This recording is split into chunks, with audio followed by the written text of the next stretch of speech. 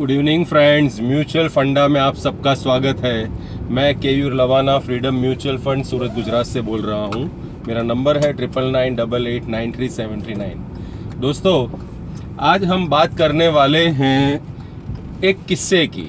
मेरी लाइफ का एक किस्सा है और उसके साथ हम आज की जो सिचुएशन है म्यूचुअल फंड में जो लोग ट्रैप हो गए हैं उसके साथ हम उसको कंपेयर करने की कोशिश करेंगे। एक बार मैं मुंबई से, मेरी कार थी मारुति स्विफ्ट, उसमें सूरत आ रहा था। तो अब फर्स्ट कार थी मेरी मारुति स्विफ्ट, तो मुझे इतना कार के बारे में आइडिया नहीं था। तो आधे रास्ते पे दाहणू रोड पे मेरी कार में से कुछ रेडिएटर में से और कूलेंट लीक होने लगा। तो अब मुझे आइडिया नहीं था, कुछ बदबू आ रही थी, लेकिन मैंने इग्नोर किया। मैंने सोचा कि भाई एक काम करते हैं, अभी सूरत पहुंच के देख लेंगे क्या प्रॉब्लम है। गाड़ी थोड़ी गर्म हो गई थी, बंद हो रही थी, लेकिन मुझे उसके बारे में ज़्यादा आइडिया नहीं था। तो मैंने ये किया कि भाई एक काम करते हैं, सूरत तक खींच लेते हैं, फिर सूरत में किसी मैकेनिक को दिखा देंगे। लेकिन थोड़े ही रास्ते आगे बढ़ते गया तो वलसाड़ के आसपास क्या हुआ कि गाड़ी एकदम से बंद पड़ गई। अब रात हो गई थी, शाम हो गई, अंधेरा हो गया। तो मैंने सोचा क्या हो गया होगा, तो मैंने गाड़ी साइड पे लगाई और इंडिकेटर स्टार्ट कर दिया और फिर ढूंढने लगा कि भाई यहाँ कोई मैकेनिक है या कंपनी का मारुति का शोरूम है। तो संडे था तो सारे मारुति के शोरूम और जो वर्कशॉप है वो भी बंद थे। तो मुश्किल से मुझे एक लड़का मिला, नज़दीक में गैरेज से एक लड़का आया। उसने कैसे भी करके अपनी गाड़ी से टो करके मेरी गाड़ी उसके गैरेज पे ले गया। अब गैरेज पे ले गया तो उन लोगों ने बोला कि आपका इंजन तो सीज हो गया है। तो इसको मैं म्यूचुअल फंड से कंपेयर करता हूँ कि आज की डेट में जो लोग 6 साल 7 साल से SIP कर रहे थे इक्विटी में, और सारा मार्केट डाउन हो गया और SIP की वैल्यू नेगेटिव हो गई, मतलब उनका इंजन सीज हो गया है। तो इंजन सीज हो गया तो मैंने बोला क्या किया जाए। तो बोला कि इसको तो खोलना पड़ेगा, बनाना पड़ेगा। तो मैंने बोला अभी और कोई ऑप्शन भी नहीं है, सूरत भी पहुंचना है, तो क्या कर सकते हैं। तो मैंने बोला एक काम कर भाई, खोल ले और बता मुझे क्या है इश्यू इसमें। तो खोला, कार्बन ये सब निकला। तो उसने मुझे बोला कि ये तो पूरा सीज हो गया है, इसमें तो लंबा खर्चा है, करीबन 30-35 हज़ार का खर्चा है, तो आपका ठीक हो जाएगा गाड़ी, इंजन आपको सर्विस कराना पड़ेगा। अब मेरे पास और कोई दूसरा ऑप्शन नहीं था, तो मैंने सर्विस करा दिया। उसके बाद गाड़ी चलाने लगा तो इंजन में से बार बार साइलेंसर में से धुआं निकलता ही रहता था। तो मैंने सोचा कि ये क्या है, क्यों इतना धुआं निकल रहा है। तो बाद में पता चला कि उसने प्रॉपर ठीक नहीं किया था। तो वापस उसके पास गाड़ी लेके गया, जब सूरत से मुंबई जा रहा था। बोला इसको प्रॉपर बना भाई, ये धुआं क्यों निकल रहा है। उसने बोला ठीक है चलो मैं देखता हूँ। और 10 दिन के लिए गाड़ी रखी, फिर देखा, ये किया। उसके बाद मैं वापस ले गया गाड़ी, तो गाड़ी वापस साइलेंसर में से धुआं छूटता है। फिर मैं गुस्सा हो गया कि ये क्या है, इतना पैसा 35-40 हज़ार डालने के बाद भी अगर ये काम हुआ है तो क्या मतलब है इसका। फिर मैंने सोचा एक बार कंपनी में दिखाता हूँ, कंपनी वाला क्या बोलता है वो देखता हूँ। कंपनी में गई गाड़ी, तो कंपनी वाले ने बोला कि इसमें ज़्यादा कुछ नहीं है, 2800 रुपये का खर्चा है और लेथ वर्क आपको कराना है। आपकी जो गास्केट है उसको 0.5 mm आपको लेथ कराना है। तो मैंने बोला बस इतना ही है, इससे हो जाएगा। तो हो जाएगा। तो कंपनी ने वो करके मुझे दिया। मैंने बोला चलो ठीक है, अभी इतना डाला है, 2800 रुपया और डालते हैं। तो कंपनी में जैसे ही मैंने वो काम कराया, वो प्रॉब्लम सॉल्व हो गया। अभी कंपनी ने देखा कि बोला आपका इंजन जो खुला है उसको प्रॉपर एक तो सर्विस मिली नहीं है और इसमें इतना ही काम है, ये अगर कर लोगे तो गाड़ी चल जाएगी। लेकिन वो जो जिस आदमी ने इंजन खोला था उसने पूरी बिगाड़ दी है, तो ये गाड़ी अब बने वहाँ तक जल्दी से जल्दी बेच डालो। तो मैंने फिर गाड़ी ठीक होने के बाद OLX पे रख के सेल कर डाली। लेकिन इस किस्से से सीखने को क्या मिलता है हमें?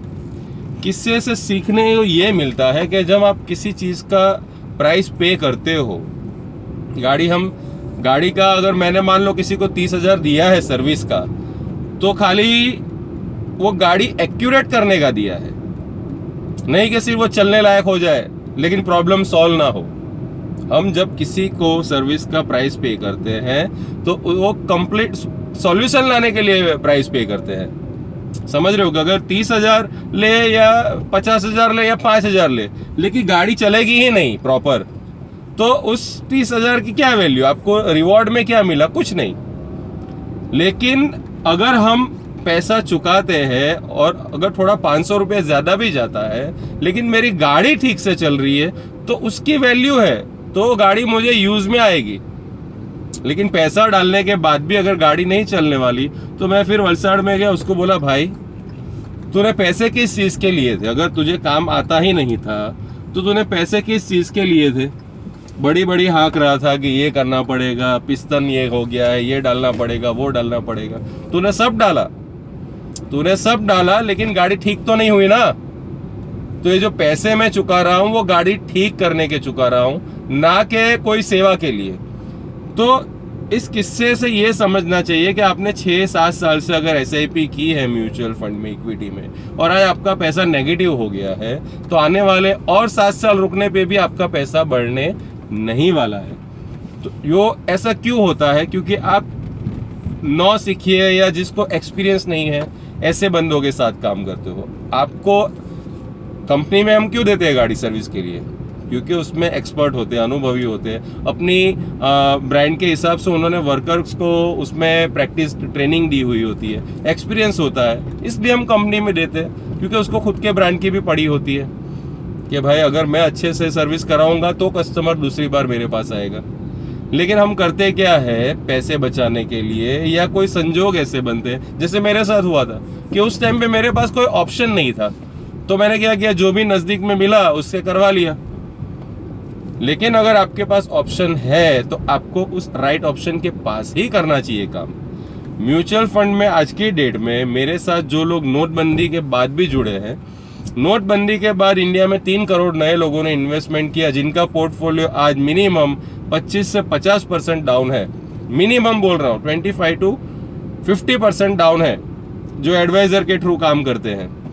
लेकिन मेरे इन्वेस्टरों के पोर्टफोलियो आज की डेट में 3 to 4% प्लस है। नोटबंदी के बाद जो SIP के थ्रू आए हुए थे वो, नोटबंदी के पहले की बात नहीं कर रहा हूँ।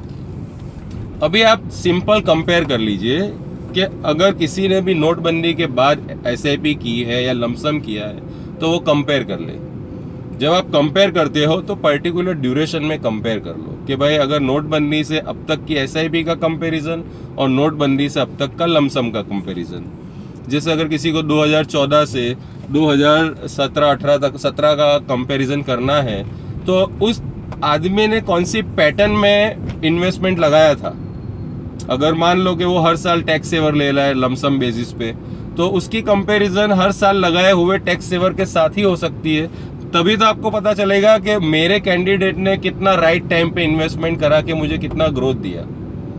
At the end of the day देखना हमें यही है कि भाई हमें रिजल्ट मिला कि नहीं मिला, रिजल्ट किसका बेटर है। काफ़ी सेल्स मैनेजर ऐसे ही, जैसे मैंने गाड़ी दे दी थी, उसने ये हो गया, वो हो गया, सीज हो गया, पिस्टन बदलना पड़ेगा, ये करना पड़ेगा, ये सब करके लंबे खर्चे में डाल दिया। और दूसरी बाजू राइट टाइम पे गैसकेट का खाली इश्यू था, वो सॉल्व करके 2800 रुपये मेरा काम निपट गया। तो ऐसा क्यों ना किया जाए, ऐसा क्यों ना किया जाए। आपको वर्ल्ड का नंबर 1 फंड मैनेजर मिल रहा है तो उसके साथ काम ना करके, क्योंकि मैं बता रहा हूं अगर CAGR टर्म में आपका डिफरेंस 5% से ज़्यादा हो गया है तो आप बहुत बड़े खतरे में हो। अगर आपके CAGR में और मेरे CAGR में 5% का अंतर है, 1-2% अंतर हो सकता है, उसका तो होता ही 1-2% ऊपर नीचे, लेकिन 5% से भी ज़्यादा का अंतर हो गया है तो आप बहुत बड़े रिस्क पे हो, वो समझ लेना। अगर आज की डेट में भी आपका पोर्टफोलियो नेगेटिव है तो आप बड़े रिस्क पे हो। क्योंकि मैंने देखा है, मैंने बहुत मेहनत करके आगे पोर्टफोलियो बढ़ा के दिए थे जिन इन्वेस्टरों ने, तो कुछ एडवाइज़रों की, ब्रोकरों की बात में आके वो लोग के पोर्टफोलियो काफ़ी नुकसान में आ चुके हैं। तो ये गेम क्या है कि मैनेजमेंट से जीती जाती है, आगे पीछे सेल्स से नहीं जीती जा सकती। सेल्स करके आप गाड़ी तो ले लोगे सर्विस के लिए, लेकिन जब गाड़ी वापस मिलेगी तो उसमें परफॉर्मेंस नहीं होगा। तो सेल्स से आप काम ले सकते हो लेकिन परफॉर्मेंस नहीं दे सकते। जबकि मारुति वाले ने मुझे ये बताया कि आपका मोटा मोटी एस्टिमेट ये है लेकिन इसके बाद ठीक हो जाएगी। मैंने उसको कंफर्म किया पहले कि भाई 2800 रुपया देने के बाद स्टार्ट तो होगी ना, अच्छे से हो जाएगी ना। ऐसा ना हो कि वापस 2800 डालूं तो गास्केट का काम करे और उसके बाद भी गाड़ी चले नहीं, क्योंकि ये पैसे जो मैं दे रहा हूँ गाड़ी चालू करने के लिए दे रहा हूँ। गाड़ी चालू होगी तो मुझे प्रॉफिट होगा, मैं उसका यूज कर पाऊंगा बिजनेस में, समझ रहे हो। तो यही फंडा म्यूचुअल फंड में भी काम करता है कि म्यूचुअल फंड में आप राइट फंड मैनेजर के साथ जुड़ोगे, जैसे ब्रांड आप कंपनी के शोरूम में या सर्विस स्टेशन में गाड़ी जैसे सर्विस करने को देते हो तभी आपकी गाड़ी अच्छी चलती है। वैसे म्यूचुअल फंड की गाड़ी भी राइट कैंडिडेट को सिलेक्ट करने से ही होगी। और मैं यहाँ तक कहता हूँ कि अगर मेरे से ज़्यादा पूरे वर्ल्ड में मुझे एक पोर्टफोलियो दिखा देना म्यूचुअल फंड का जिसने मुझसे ज़्यादा रिटर्न दिया हो, आप बोलो उस ड्यूरेशन में कंपेयर कर लेंगे, तो मैं आपका काम नहीं लूँगा। मैं यहाँ तक आपको श्योरिटी देता हूँ कि ऑन पेपर ही बात करता हूँ, मैं कभी भी मुंह जुबानी बात नहीं करता। किसी भी बंदे को चेक करना हो 2 साल 5 साल 10 साल तो मैं ही आगे हूँ, मैं आपको ये श्योरिटी देता हूँ, क्योंकि मैंने इतना एथिकल प्रैक्टिस किया है 1 रुपये का चोरी किए बिना, और इतना वास्ट नॉलेज का जो